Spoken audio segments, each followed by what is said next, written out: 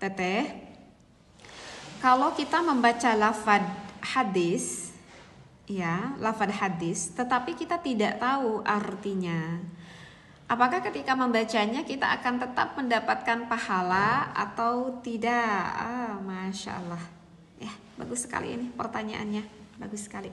Ya kakak, jadi begini ya kak ya. Membaca hadis berarti itu termasuk akan ibadah qauli ya. Ibadah qauli itu adalah ibadah ucapan. Nah, memang kak kalau di dalam ibadah ucapan itu sih memang berbeda-beda ya. Berbeda-beda hukumnya. Contoh, misalkan kalau kita membaca Al-Quran. Kalau kita membaca Al-Quran, meskipun kita itu tidak mengetahui akan maknanya sedikit pun, itu nggak paham gitu ya, makna dari Al-Quran tersebut. Apakah ketika kita membaca Al-Quran tidak mengetahui akan maknanya akan mendapatkan pahala? Tetap. Itu akan mendapatkan pahala, meskipun kita tidak mengetahui maknanya. Kenapa? Karena referensi di dalam Al-Quran itu kan kalamullah, kalamnya Allah, al-munazzalu ala Muhammadin sallallahu alaihi wasallam, yang diturunkan kepada Nabi Muhammad sallallahu alaihi wasallam. Nah ini kak, al-muta'abbadu bitilawatihi. Di sana al-muta'abbadu bitilawatihi, yang akan menjadikan amal ibadah ketika kita membacanya. Jadi meskipun kita nggak paham, apalagi kalau kita paham ya, nanti kita bisa tadabbur. Mungkin kalau yang tidak tahu maknanya mungkin kita sulit untuk bertadabbur ya. Itu tetap karena al-muta'abbadu bi tilawatihi. Ketika kita membacanya, Al-Qur'an itu akan tetap menjadi ibadah. Dan al-mu'jizu 'ala man ankara walau bi aqsari suratan. Itu seterusnya ya referensi di dalam Al-Qur'an tersebut. Nah, jadi begitu kakak kalau misalkan di dalam baca Al-Qur'an. Tetapi yang kakak tanyakan itu adalah kalau membaca hadis, aku nggak tahu maknanya gimana nih teh. Itu kan suka ada juga kan yang berdoa tapi nggak tahu artinya, suka ada kan. Nah itu gimana nih? Nah ini kalau dari kita bicara dari hadis dulu. Kalau misalkan kita itu membaca hadis, membaca matan hadis, kita baca sekonyong-konyong kita baca, itu memang ikhtilafiyah kakak. Itu memang ada perbedaan pendapat ulama.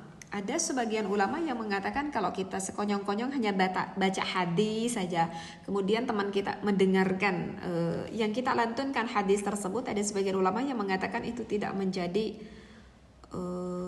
itu tidak menjadi ibadah. Maksudnya itu tidak akan mendapatkan pahala.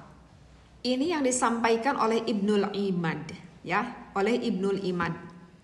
Tetapi kalau yang disampaikan oleh Ibnu Hajar Al-Haytami, kalau kita membaca hadis, termasuk ada orang yang mendengarkannya, meskipun kita tuh nggak paham apa sih itu artinya gitu. Kalau menurut Ibnu Hajar itu tetap kita itu mendapatkan pahala seperti itu, sama persisnya seperti kita membaca Al-Quran. Jadi kalau di dalam hadis ini memang sih ikhtilafiyah, ada perbedaan pendapat ulama. Tapi kalau Quran itu udah sepakat seluruh ulama seperti itu. Nah, tetapi kakak, kalau misalkan kita itu membaca hadisnya, kita tanya dulu tujuannya.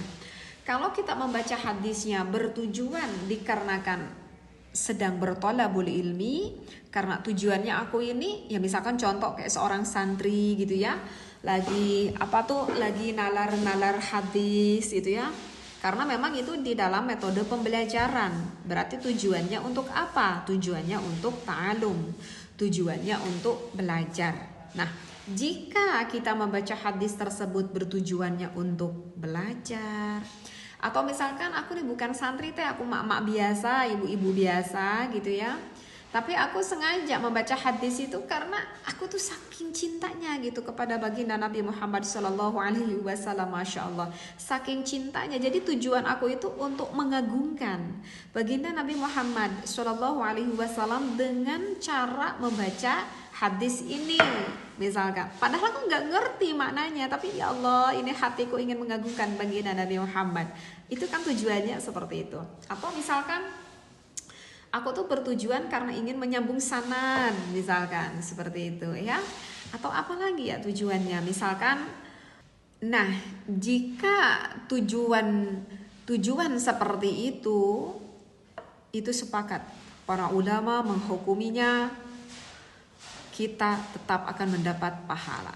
Ya, jadi yang diikhtilafiyahkan apakah mendapat pahala atau tidak itu adalah yang tidak ada niat di dalam hati ini, ya tujuan-tujuan seperti itu. Dia tuh cuma sekonyong-konyong aja, misalkan baca sholawat misalkan.